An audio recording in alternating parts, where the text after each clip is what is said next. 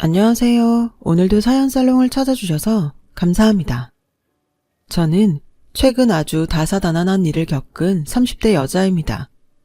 참, 결혼, 시집, 친정 이런 말들 들으면 20대만 해도 나와는 먼 일이겠거니 생각하고 살았는데 막상 제가 결혼을 하고 아이를 낳는 시기에 접어들다 보니 이 얘기들이 그렇게나 마음에 와닿을 수가 없더라고요. 제 사연도 한번 소개해 볼까 합니다. 제가 남편을 만났을 때부터 이야기를 시작해 보아야 할 것 같아요. 제가 남편을 만난 건 25살 때였어요. 당시 전문대를 졸업하고 고객 응대하는 일을 하고 있었는데요. 제가 근무하는 회사는 피부 미용기기를 판매하는 중소기업이었고 작은 회사이다 보니 사실상 고객 응대 업무뿐 아니라 여러 가지 다른 업무들도 같이 하게 됐어요. 거기서 저희 남편에게서 일을 배우다가 연애 감정이 싹트게 된 거였죠. 남편은 저보다 이미 10살이 많았고 직책도 있는 상황이니 저한텐 좀 어려운 존재였는데 늘 친절했어요. 사실 제가 첫 번째로 들어갔던 직장은 일거리도 많았고 사람들도 냉정한 편이어서 이 회사에 들어왔을 땐 나름 장걱정이 많았거든요. 그런데 막상 이 회사에 들어와 보니 사람들도 좋았고 특히 남편이 저를 알게 모르게 잘 챙겨줘서 일하는데 기운이 빠지기보단 힘이 날 때가 많았어요. 나중에 알고 보니 그게 다 저에게 감정이 있어서 유독 잘해준 것이었지만요. 그러던 어느 날 남편과 우연히 단 둘이 밥을 먹는 기회가 생겼어요. 술이 들어가니까 일에 관련된 대화가 어느새 사적인 영역으로 향하더라고요.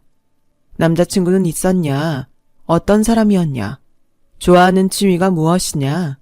회사에선 주고받지 않았던 대화를 하게 됐고 그날이 어쩌다 보니 저희의 1일이 되었습니다. 바로 연애 시작날이었죠.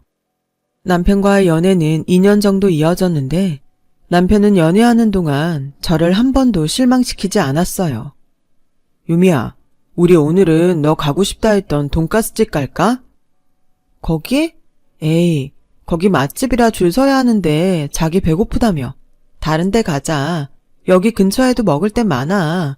그리고 지금까지 내가 먹고 싶은 것만 먹었잖아. 오늘은 오빠 먹고 싶은 거 먹으면 안 돼?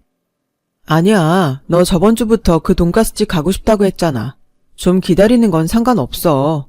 우리 이번 주에 일에 치여서 데이트도 제대로 못했는데 너 먹고 싶은 걸로 맛있는 거 먹어야지. 사소한 거라도 남편은 항상 제가 우선순위인 사람이었어요. 조금이라도 우울해 있으면 새벽 1시에도 달려와 제 안부를 물어주었고 그 외에도 절 섬세하게 챙겨주면서 친구처럼 연인처럼 가족처럼 제 옆에 있어준 사람이었어요. 그래서 그런지 남편과 나이 차이는 많았지만 얼른 결혼해서 내 사람으로 만들고 싶단 욕심이 앞서더라고요. 남편이 결혼 얘기를 꺼냈을 땐 한치의 망설임 없이 바로 고개를 끄덕였어요. 그리고 드디어 저희는 어른들에게 인사를 하러 가는 자리를 마련하게 되었습니다. 남편은 10살이라는 나이차 때문에 저희 부모님에게 인사를 드리러 가면서도 걱정이 많았어요. 청심환을 한 병 까면서까지 다리를 덜덜 떨더군요. 혹시나 어머니 아버지께서 나 안 좋게 보시면 어떡하지? 나이 많다고 싫어하시면 안 되는데. 오빠, 걱정하지 말라니까. 우리 엄마 아빠 이미 오빠 나이 다 알고 있고 그 부분은 허락 받아놨어. 엄마는 나한테 옛날부터 결혼이든 연애든 사람 됨됨이가 제일 중요하다고 하셨어. 인성이 좋으면 나이는 문제 없다고 하셨어. 아마 엄마도 오빠를 마음에 들어 하실 거야. 남편은 그 말에도 여전히 인상을 펴지 못하고 불안해했지만 곧 이어지는 저희 부모님의 환대에 그제야 마음을 놓았죠. 분위기는 참으로 화기애애했어요. 엄마는 남편이 그동안 제게 얼마나 잘해줬는지 미주알 고주알 이야기를 들어 이미 알고 있었기에 오히려 남편에게 데려가줘서 고맙다고 잘 살라는 덕담을 해주셨습니다. 무뚝뚝한 아빠도 별 말씀은 안 하셨지만 마음에 들어하는 눈치셨어요. 그런데 문제는 시댁이었어요. 솔직히 저도 남편처럼 걱정이 되긴 했어요. 남편 집안이 대대로 유산을 물려받아 돈이 많은 집안이라 들었거든요. 남편이 이 부분에 대해 상세하게 얘기해 주진 않았지만 시아버지 또한 유산을 잘 관리해 사업체를 성공적으로 운영하셨다는 걸 들어서 저도 모르게 긴장이 되더라고요. 그래, 네가 유미라고? 너 격리라 했니? 사무실에서 뭔 일 한다고 했지? 아, 맞다. 고객응대인지 뭔지 그거 한다 했지? 그래, 어머니랑 아버지는 뭐 하시고? 예비시댁에 도착해 무릎을 바닥에 붙이기도 전 그쪽에서 폭격기 같은 질문이 우르르 쏟아졌어요. 처음 봤으면 여기까지 오느라 고생 많았다. 추운이 얼른 들어와라. 이런 말이 먼저 나와야 맞을 텐데 그건 일절 생략되어 버렸고 정신없이 날라오는 시어머니의 질문들에 대답하기가 바빴죠. 그래도 어른들 뵈러 온 자리니 최대한 성심성의껏 대답했던 것 같아요. 저희 아빠는 운전기사이고 엄마는 백화점에서 일을 하세요. 그 연세에 백화점에서 일? 무슨 일을 하시는 거니? 저희 엄마는 청소하고 계세요. 일한 지 오래되셨어요. 뭐? 청소? 청소라는 말을 듣자 시어머니의 표정은 순식간에 굳어져 버렸어요. 옆에 있던 시아버지도 좀 안절부절 못하는 눈치셨어요. 아마 시어머니의 표정을 보고 그러시는 듯 했어요. 시어머니는 앞에서 제게 대놓고 말하진 못했지만 뒤에서 남편을 통해 결혼을 허락하지 못하겠다고 하셨습니다. 이유는 제 가정 환경이 좋지 않아 행실도 바르지 않을 것 같다는 게 그 이유였습니다. 여자면 나중에 애도 낳아서 키워야 할 텐데 걔 엄마가 청소부이고 아버지가 그 직업이면 얼마나 사는 게 고단하고 힘들었겠니? 안 봐도 뻔하다. 그런 집에서 자랐으면 제대로 뭘 배우지도 못했을 거야. 그러니 니네 회사에서도 그런 업무나 하고 있는 거 아니겠니? 내가 걔를 나쁘게 보는 게 아니라 현실이 그렇단 거야. 아들, 엄마 말 들어라. 엄마 말 들어서 손해볼 거 하나 없어. 내가 봤을 땐 그 앤 결혼감으로는 아니다.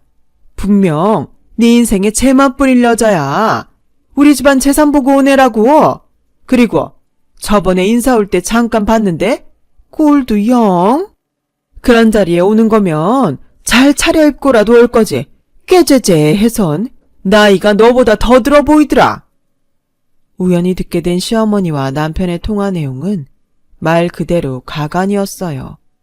어떻게 한 번 본 사람한테 그런 모질고 매정한 말을 쏟아낼 수 있는지 너무 상처받아 그 길로 저는 울면서 집에 와 이 얘기를 엄마에게 털어놓지도 못하고 혼자 삭히고 또 삭혔어요. 그리고 결혼에 대해 다시 한번 생각해보게 되었어요. 오빠네 집안이 얼마나 대단스런지는 모르겠지만 나 오빠네 집안에 기대한 거 하나도 없어. 내가 어떤 집안인지 어떻게 알아? 그리고 내가 돈을 달래 뭘 달래? 오빠만 보고 결정한 결혼인데 왜 이런 취급을 받아야 해? 우리 진짜 이제 그만하자. 이런 쓰레기 취급받으면서 나도 이젠 싫어. 하지만 그런 절 붙잡은 건 남편이었어요. 안 돼, 유미야. 난 너 없으면 정말 안 돼. 우리 엄마는 어떻게든 내가 설득해볼게. 어차피 결혼은 우리 둘이 하는 거야. 집안끼리의 결합이니 하는 건 다 옛말이라고. 한 번만 날 믿어주면 안 될까? 내가 해결할게. 나한테 맡겨. 그리고 엄마가 뭘 하시던 내가 지켜줄게. 당시 파혼하고픈 마음은 굴뚝 같았지만 남편을 너무 좋아했습니다. 그리고 남편의 말에도 설득당했고요. 누가 그랬나요? 집안끼리의 결합이 다 옛말이라고. 결혼은 우리 둘이 하는 거라고. 남편이 어떻게 설득한 끝에 무사히 결혼은 할 수 있었지만 시어머니의 무례한 행동은 상견례에서 그대로 드러났어요. 아참, 사돈, 백화점에서 청소하신다고 하셨잖아요. 혹시 거기 백화점 어디예요? 사시는 댁이 저랑 가깝다고 들어서 제가 가는 곳일 수도 있겠네요. 다른 게 아니고 저도 자주 가는 명품관이 있어서 한 달에 한두 번은 백화점을 가거든요. 그런데 어떤 백화점은 청결 상태가 좋고 어떤 데는 바닥도 더럽고 하더라고요. 사돈이 분명 청결에 애써 주시겠지만 백화점 오가는 손님들한테 청결이 중요하거든요. 근데 참 청결 상태 엉망인 거 보면 얼마나 짜증이 나는지 아주 쇼핑할 맛이 다 떨어진다니까요. 아마 그런 백화점은 매출도 별로일 거예요. 아무튼 나중에 사돈 근무하시는 곳에서 만나뵐 날도 오겠네요. 아, 네. 저는 중랑구 쪽에 있는 A백화점에서 일하고 있어요. 오래 일하기도 했고 근무 환경도 좋아요. 항상 청결은 신경 쓰고 있어요. 제 근무지는 그렇고 나중에 좋은 곳에서 한번 뵈어요. 도무지 왜 상견례란 자리에서 엄마 근무지는 왜 물으시는 건지, 갑자기 백화점 청결 얘기는 왜 꺼내는지 기분이 확 나빠졌어요. 마치 자신이 쌓아온 불만을 청소부인 엄마에게 쏟아내는 것처럼 보였으니까요. 시어머니의 이런 어처구니 없는 행동에 저희 아버지 표정도 이내 얼어붙으셨고 남편도 못 말리겠다는 듯 옆에서 한숨을 푹 쉬어대더라고요. 이어지는 시어머니의 말은 온통 자기 집안이 얼마나 잘 사는지, 자기 아들이 얼마나 잘났는지 하는 이야기들이었어요. 그 후도 난관이 기다리고 있었어요. 저와 남편이 모은 돈으로 신혼집을 차렸는데 회사 때문에 시어머니 집과 좀 가까운 편이라 솔직히 걱정이 되더라고요. 아니나 다를까 시어머니가 어느 순간부터 너무 자연스레 저희 신혼집을 드나들었어요. 말도 없이 비밀번호를 누르고 들어오셔선 집안을 둘러보시는데 그럴 때마다 무슨 회계 감사라도 받는 것 같았습니다. 반찬 검사부터 시작해서 청소는 되어 있는지 혼자 손가락으로 몰래 먼지 쓸어보고 하는데 정말 직장에서도 안 받는 스트레스가 저절로 쌓이더군요. 근데 아유, 이건 유통기한도 한참 지났는데 왜 버리지 않고 그대로 두는 거냐? 이거 우리 아들이 잘못 마시다가 병이라도 걸리면 어쩌려고? 너 살림 제대로 하고 있는 거 맞니? 네가 결혼할 때 직장 더 다니고 싶다 해서 그러라 하긴 했다만 일 때문에 정작 집안일은 신경 못 쓰고 있는 거 아니야? 그러니 맨날 반찬이 똑같지? 거기다 이 오뎅볶음은 우리 우영이가 좋아하지도 않는 건데 어째 죄다 반찬이 다 우리 우영이 입맛엔 안 맞는 것 같구나. 설마 너 좋아하는 걸로만 차려 먹는 게야? 아니요, 어머님. 오뎅볶음은 우영씨가 해달라고 해서 차린 반찬이고요. 저희 식사 준비는 시간 되는 사람이 번갈아 가며 하는 편이에요. 가끔 사다도 먹고요. 저와 우영씨 모두 동의한 사항이에요. 찾아오셔서 이것저것 조언해 주시는 건 감사하지만 집안일 문제는 저희에게 맡겨주시면 안 될까요? 어느 날인가 와서 또 저런 말씀들을 늘어놓으시길래 이젠 안 되겠다 싶어 정말 용기 내어 한 말이었어요. 시어머니는 제 의견 따윈 가볍게 묵살하고 다른 것에 꽂히셨어요. 뭐? 사 먹는다고? 아니, 저녁 반찬을 무슨 돈 주고 사다 먹는다는 거야? 난 그런 사람들 평생 가도 이해 못했는데 세상에 그게 내 며느리였구나. 얘, 밖에서 먹는 건 다 조미료 덩어리다. 우리 우영인 내가 늘 직접 집에서 만들어 먹었어. 아무리 바빠도 그리 정성껏 먹여 키웠는데 이제 와 사 먹는다니? 기가 찰 노릇이다. 반찬 사 먹는 건 절대 안 돼. 죽어도 안 돼. 네가 못하겠다면 내가 이 집에 와 만드마.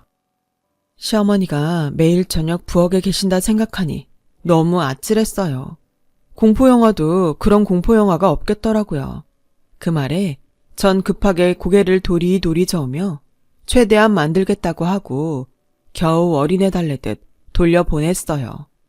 시어머니의 정도가 이리 도를 지나치시니 만약 시어머니가 이렇게 남편을 애지중지하는 걸 알았다면 제가 결혼을 했을까 하는 생각이 어느 날은 문득 들더군요. 남편은 사랑하더라도 남편 끼고 살고 싶어하는 시어머니는 도저히 감당이 되지 않았습니다. 여보, 있잖아. 어머니한테 잘 말씀드려서 이제 집에 좀 그만 오시게 하면 안 될까? 사실 나 좀 힘들어.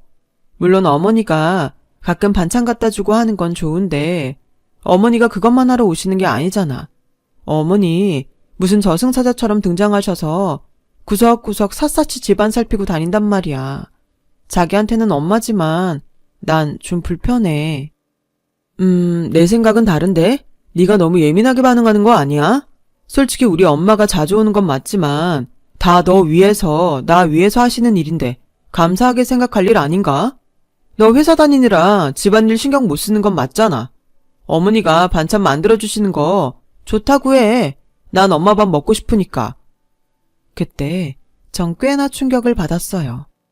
연애할 땐 그리 제게 심장이라도 바칠 것처럼 굴던 남편이 결혼을 하고 나자 자기 엄마랍시고 편을 들고 나서더군요. 남편이 요즘 회사 일로 지쳐하는 걸 알기에 최대한 좋은 분위기에서 해본 말인데 바로 반박하는 모양새가 너무나 어처구니가 없었어요.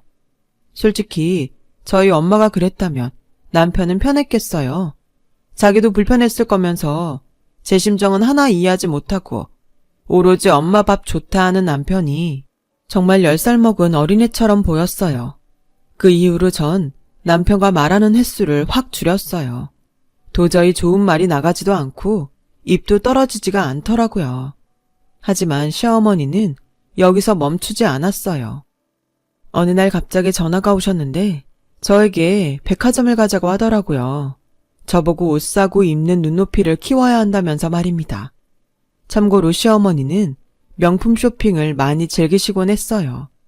시아버지께선 자식들에게 재산을 물려줘야 한다며 돈 쓰는 걸 좀 아까워하시는 분이라 시어머니에게 과소비가 아니냐며 몇 번 꾸지람을 하시기도 했는데 시어머니 기가 워낙 세니 사실상 먹히지 않았죠.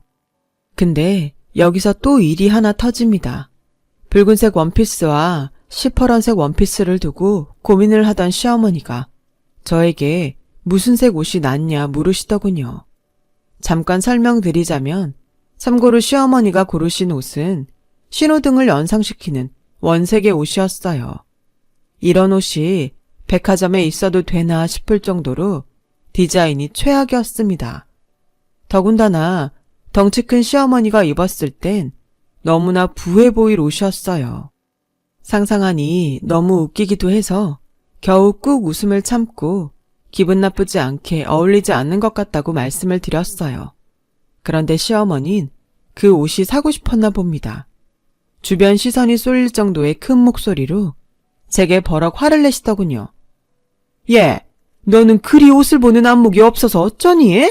아니, 우리 아들이랑 살면 좀 달라질 줄 알았는데 아직도 그 깨지지한 안목은 버리질 못한 거야. 이래서 가정 형편이 중요한데? 청소부 딸내미라 그런가? 시어머니가 뒤이어 청소부 딸내미라 그런가 하는 말은 너무도 충격적이어서 순간 제가 잘못 들었나 했죠. 저를 아무렇지 않게 뭉개고 가려는 어머니를 붙잡고 물었어요. 어머님, 지금 뭐라 하신 거예요? 청소부 딸내미라 안목이 없다고요? 나 그런 말 한 적 없다. 넌 젊은 애가 귀도 막혔니? 시어머니는 끝까지 발뺌하더군요. 분명 들었는데도요. 자기는 절대 그런 말 한 적 없다고 잡아떼더라고요.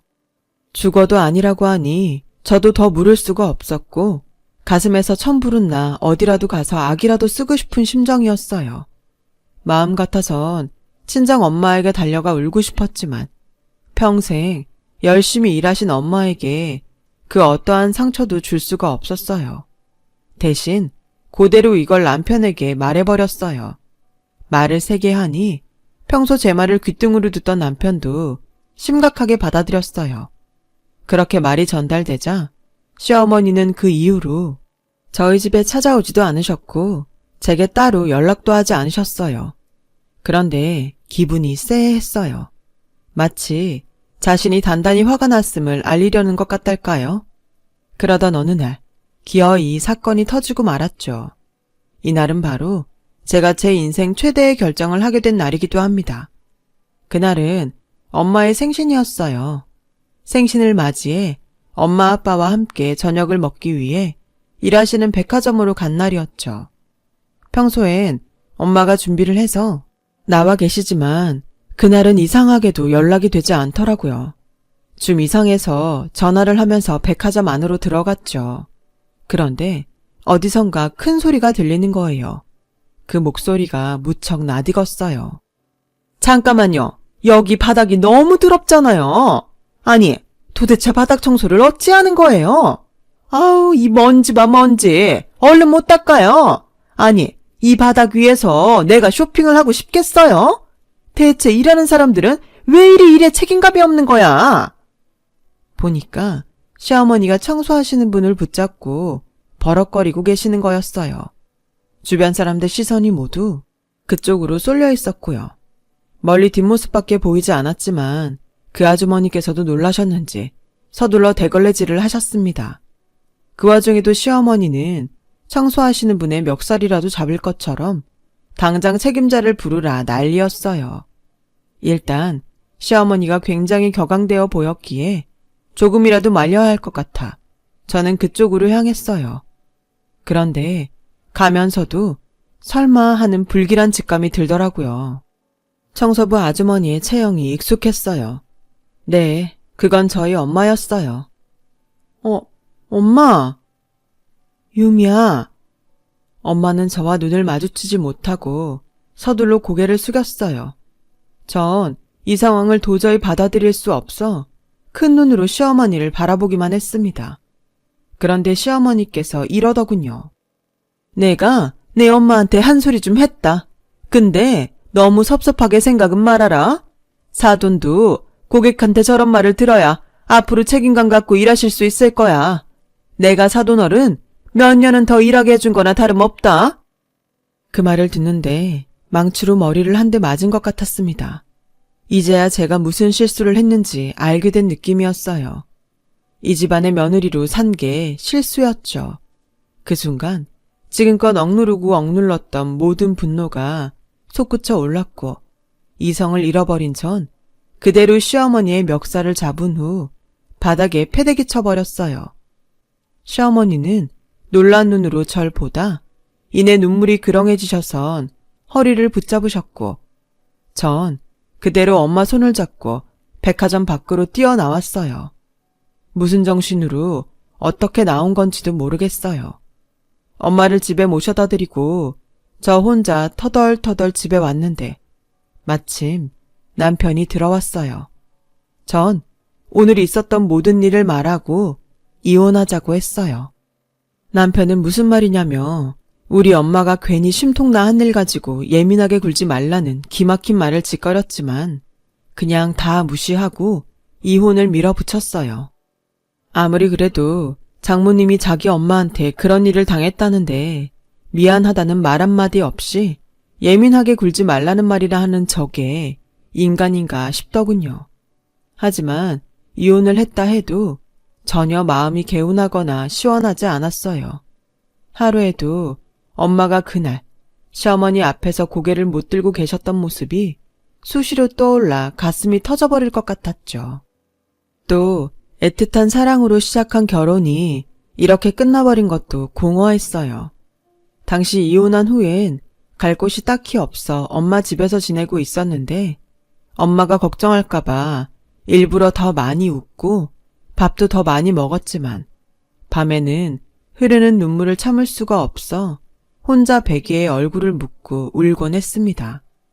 그런데 그런 제 마음을 알았는지 어느 날 엄마가 울고 있는 제 곁으로 와 저를 쓸어주면서 외려 미안하다고 하시더라고요.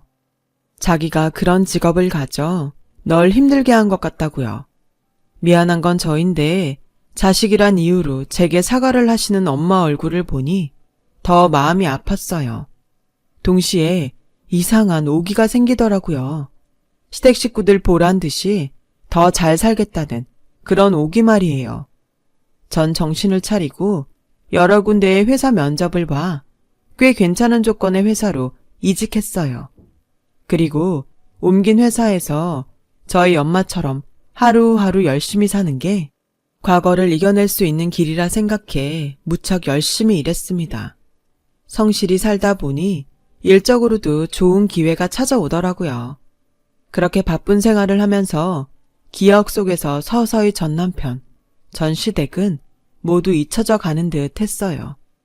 그러던 어느 날 시어머니의 소식을 알 수 있는 길이 생겼습니다. 집에 돌아왔는데 엄마의 안색이 좋지 않더라고요. 밥을 먹는 절 보면서도 무언가 할 말이 있는 듯 했어요. 제가 무슨 일이냐 물어보자 그제야 엄마는 천천히 입을 떼셨고 그 얘기는 몸이 얼어붙을 정도로 충격적이었습니다. 유미야, 엄마가 오늘 예전 사돈을 봤다. 그런데 낯선 남자랑 있더구나.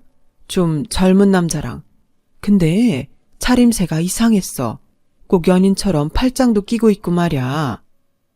뭐라고? 당시 엄마는 근무지를 새 곳으로 옮기셔서 일하고 있었는데 엄마 말을 들어보니 시어머니가 낯선 남자랑 팔짱을 끼고 명품 쇼핑을 즐기고 있었다고 하더라고요.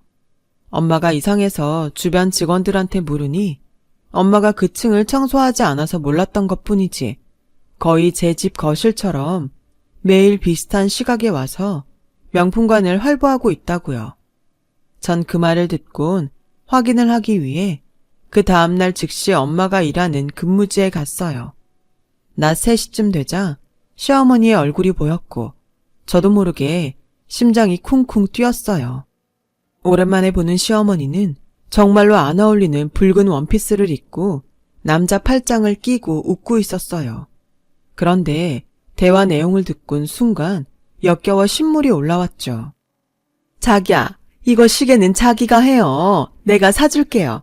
자기가 저번에 나 힘들다고 했을 때 집 앞까지 와줬으니까 이 정도는 부담스러워하지 말고 받아줘요. 정말요? 저야 그럼 너무 좋죠. 고마워요, 누나. 잘 쓸게요. 내일 누나 환갑잔치 하잖아요. 나 거기 갈 수는 없지만 그래도 보답은 하고 싶으니까 내일 잔치 끝나고 잠깐 봐요. 우리 머물던 곳에서. 어딘지 알죠? 은밀하게 시어머니를 향해 속삭이는 그 남자는 제비 같은 놈이 분명했고 시아버지는 모를 일이 분명했습니다. 아니, 아무도 알아선 안 되는 비밀이었죠. 저는 그 다음 날이 무척 기다려지더라고요. 그리고 다음 날 만반의 준비를 하고 전 남편의 SNS를 통해 시어머니의 환갑잔치가 어디서 열리는지 알아낸 후 그곳으로 향했어요. 잔칫날 저를 본 시댁 식구들의 얼굴은 볼만했어요. 안녕하세요, 어머니. 잘 지내셨어요? 당신도 잘 지냈어? 너 여길 어떻게 알고? 아니, 네가 여길 왜 오니? 이혼했으면 곱게 가야지. 왜 내 잔칫날까지 와서 얼쩡거리고 있는 거야? 여기 너 보고 싶은 사람 없다? 당장 안 나가? 어머님, 섭섭한데요. 전 그래도 어머님 환갑 축하해드리고 싶어서 온 건데. 그럼 가볼게요.